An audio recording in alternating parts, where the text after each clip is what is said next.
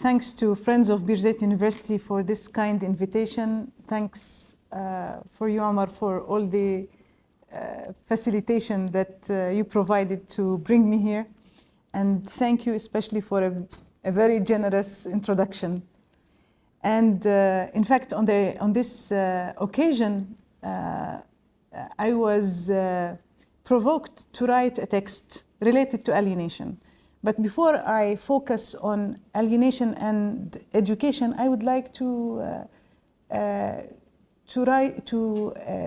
to you a text about alienation in our geopolitical context in Palestine.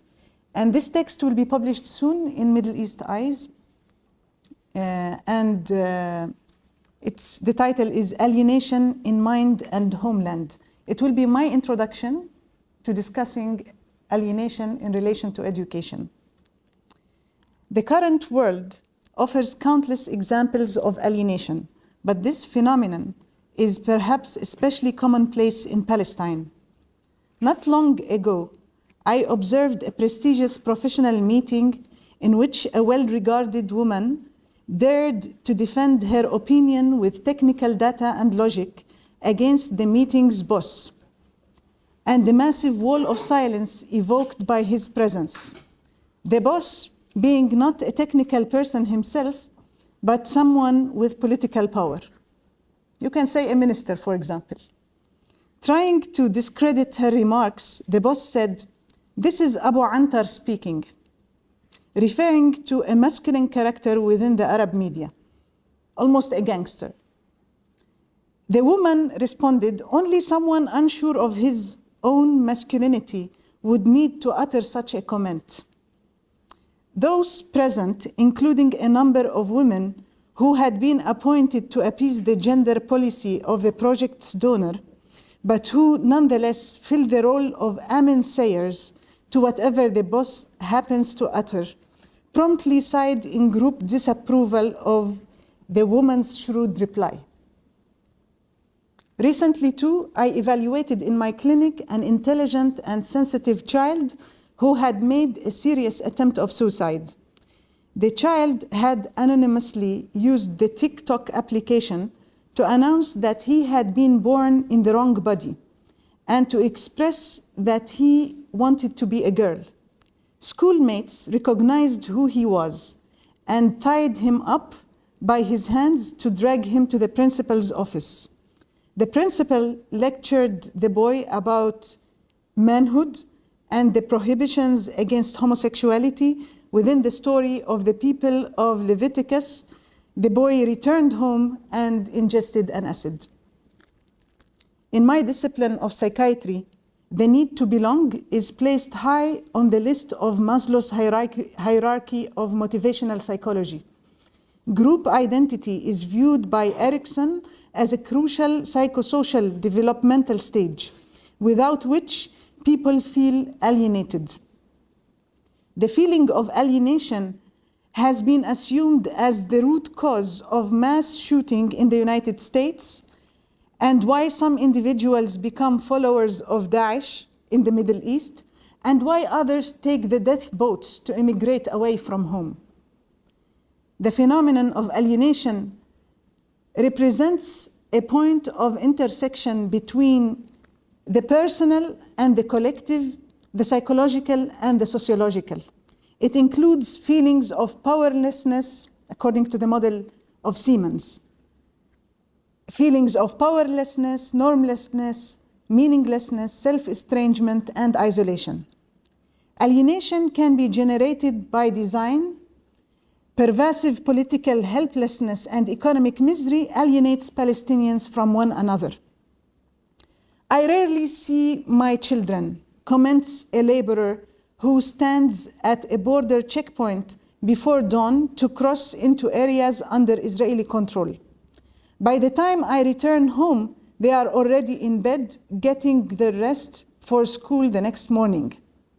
At this time, the Israeli government, another example, at this time, the Israeli government is seeking to render compensation to 52 collaborators who alleged that they had been tortured during interrogation in West Bank prisons.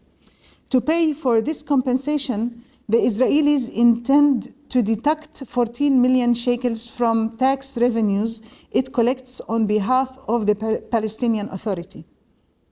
The weird thing is that this thing is happening, this compensation of collaborators, at the same time when the Palestinian government is cutting under political pressure, is cutting allowances to Palestinian prisoners. Many of them were tortured and maltreated in Israeli prisons.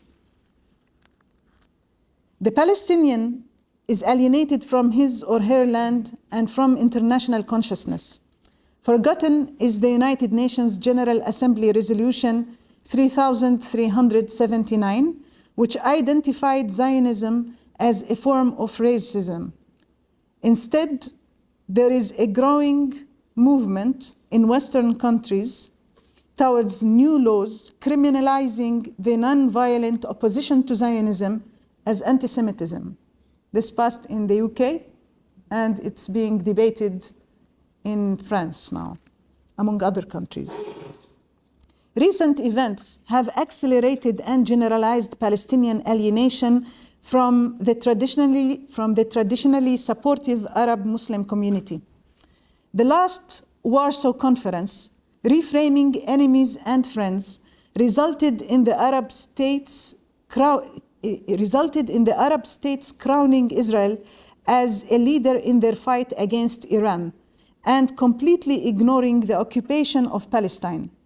The policy of the United States in the Middle East, based on an effort to normalize the relations between Israel and the Arab world, and the rise of Arab leaders who are shamelessly willing to offer the Palestinian cause as a sacrifice to Israel, as a qurban, a sacrifice to Israel, while the Arab people are exhausted in revolutionary struggle against their representatives, against their leaders. All of these developments change norms and meanings and isolate Palestinians especially. We witness at this time a period of rapid growth in the relationship between Israel and Arab governments, especially in the Gulf states. This is manifest in official visits by senior Israeli officials to Arab countries, such as Israeli Prime Minister Netanyahu's visit to Oman in November 2018. There is an expansion of informal meetings between senior officials and a flurry of economic activity between Arab and Israeli businessmen and companies. All of this is accompanied by the artificial support of electronic lies that keep making tweets supportive of this movement, artificial tweets, on social media that is trying to create a false public opinion in support of normalization in the Arab society in an accelerated process of spiritual and symbolic degradation. In fact, this transformation is limited to the leaders and to the political elites in the Arab world. Ordinary citizens and public opinion are steadfast in opposing normalization with Israel. Genuine attention to grassroots movements in the Arab street and their aspiration to be freed from the control of their regimes reveals the degree to which public opinion has been falsified, as well as the irony of this misrepresentation. Among their slogans rejecting their president in Sudan, Omar al-Bashir, the people of the Sudan chanted opposition to his recent attempt to establish rapport with Israel as an effort to bolster his shaky hold over his own government. There is no doubt that Israel is backing Arab oppressive regimes, aiding the process of their violation of human rights, and surveilling their activists, such as the example of cyber espionage technology brought from Herzliya-based groups to Saudi Arabia for the purpose of hacking into the accounts of political activists. United States United States President Trump, defended his stance on the killing of the journalist Khashoggi, suggesting that without Washington's strong ally of Riyadh, Israel would be forced to leave the region. Israel would be in big trouble without Saudi Arabia, he says. But the behavior of the Palestinian leadership as well, and especially the Palestinian Security Coordination, has paved the way for the normalization of the relationship between Israel and the Arab regimes. This disappointment is only worsened by the widespread polarization, corruption, and nepotism practiced by Palestinian leaders and institutions. Indeed, sometimes an individual in Palestine must be alienated from his true self simply to cope with these rapid and demoralizing changes. It is in Palestine, however, that one can still find examples of resistance to the experience of alienation. Recently, a photo was taken of the police chief of the Hebron district, Colonel Ahmed Abu Rub, helping to change a flat tire for a military jeep carrying Israeli soldiers. The photo representing not only a concrete image of collaboration, but symbolizing the inferior position of the Palestinian Authority in relation to the Israeli-sparked widespread rage among Palestinians, who called that colonel the mechanic boy. Anger on the part of the public forced that colonel to be suspended from his post. Those are difficult times indeed in Palestine. I believe the alienated are so many and so silent, each thinking that he or she is a lone knight of his time. Palestinians shall hold and not take the death boats or go away. We shall speak about the ills of alienation. Sometimes it will cause further pain, and sometimes it will expose the amen sayers and the mechanic boys of this era. This is what it takes to walk the road of freedom of our minds and of our homeland. So this is the introduction to my talk about examples from education, alienation in education. And I have in mind 3 things to share with you. The first example at the level of schools and education in Jerusalem. The other example is related to university education and the behavior of some academics and school representatives. And the third example is related to education in my profession in mental health, Western education, and the obligation to create an authentic Palestinian model for work in in my profession. But Omar is still around. I wonder if you can share the photo of, you couldn't find it. So, okay, if it is difficult, we'll find it later. So we know from the work of Paulo Freire that education can be a tool of liberation and oppression, or oppression. And we know from the work of Pierre Bourdieu that education is a tool for social reproduction of the elites or other political forces. In ideal situation, education can be a continuation for parenting. I think in Latin it's called in loco parentis, in the place of the parents.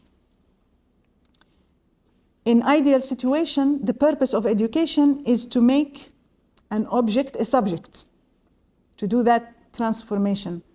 I think the word in French is élève, for a pupil, someone who goes from one stage to another to regain his subjectivity, to gain his subjectivity and agency. But that is true if things go in the right direction. And education can be corrupted in many ways, by politics or by individual influences.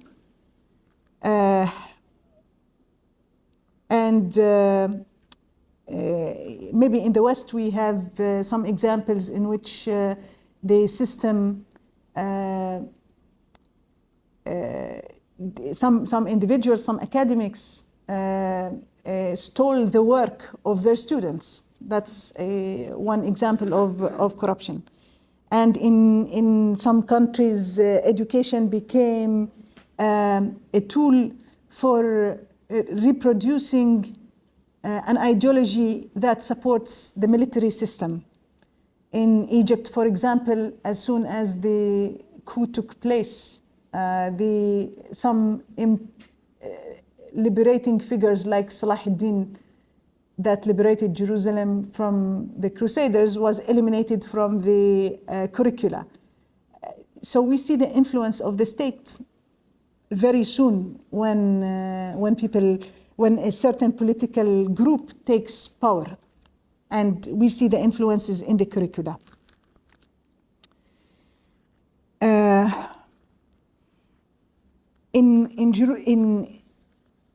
In Jerusalem, I want to give this, Palestinians in general, they pride themselves for being so keen on educating their children. And they think that education is an important form of resistance, an important form of liberation. But this interest in education has also some economic reasons, because Palestine does not export petrol. And for long they exported educated people who went to the Gulf world to educate people there. And the revenue would go to help Palestinians to survive. I want to bring the example of education in Jerusalem because there is an ongoing, you managed to find it, that's the policeman, the chief of the police, fixing the tire of the Jeep. So in Jerusalem, there is huge discrepancies between Arab Jerusalemites, Palestinian Jerusalemites, and Israelis in rates of unemployment, in poverty, and in drop out of school. For example, in Jerusalem, the drop out of school, of secondary school, reaches 30%, the dropout rate. In Israeli schools, it's 2%. If you compare one school in Jabal al-Mukabbir or As-Sawahri, in a very condensed, crammed building, to another school in an Israeli neighborhood, the comparison is like you're comparing hell to paradise. It's a huge difference, and it affects the attitudes of the pupils towards their school. It might be one of the reasons that explains why students drop out of school quickly and get seduced by the easy offer to go and work as laborers, as cleaners in the Israeli job market. In these conditions, recently an Israeli minister offered some reforms because there was a lot of discussion about these discrepancies.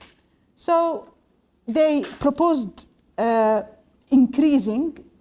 tripling the allowances for the support of Palestinian schools on the condition that they teach the Israeli curricula, which means some differences in history classes. For example, the Palestinian schools who accept the Israeli curricula would glorify the fathers of Zionism, the leaders of the state of Israel. They would accept the Israeli map that includes the Palestinian territories of the West Bank as Judea and Samaria. And around 10% of the schools accepted that offer because even they do that against their feelings, they thought that this is what it takes to prepare the students better for the job market, to decrease the dropout rate. This is one example of how political influence and economy, money, can alienate people's experience. Another example that I want to share with you is an old example, but related to Britain. In 2005, there was a big debate among British academics related to the boycott of Israeli universities and academics. And in the midst of that heated debate, a president of one of the Palestinian universities, a university that I graduated from, Al-Quds University, he chose to sign an agreement with the Hebrew University at a time in which Israel did not acknowledge the certificates of Al-Quds University, at a time in which Israel confiscated land from Al-Quds University in Abu Dis. So that was a movement against the consensus of Palestinian academics, and also it was used to weaken a growing solidarity with the Palestinians at that time. The third example, and I don't want to be long to leave more room for discussions, the third example comes from my profession. We have very few psychiatrists and clinical psychologists in Palestine. In the West Bank, we are 3 million. In Gaza, we have 2 million people, but our professionals are 32. We have 32 psychiatrists and almost 36 clinical psychologists.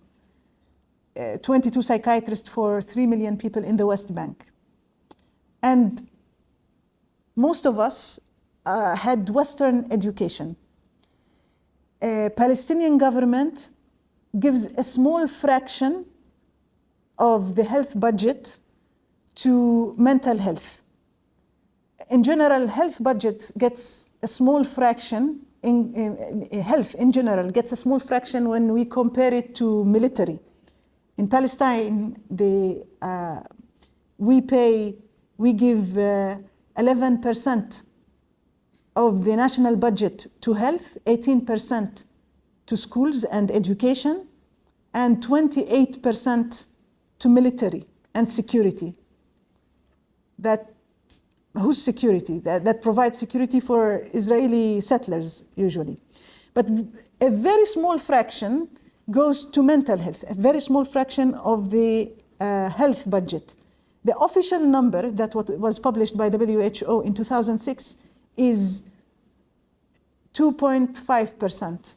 But if you want the true fraction, the true budget, it does not exceed 1%.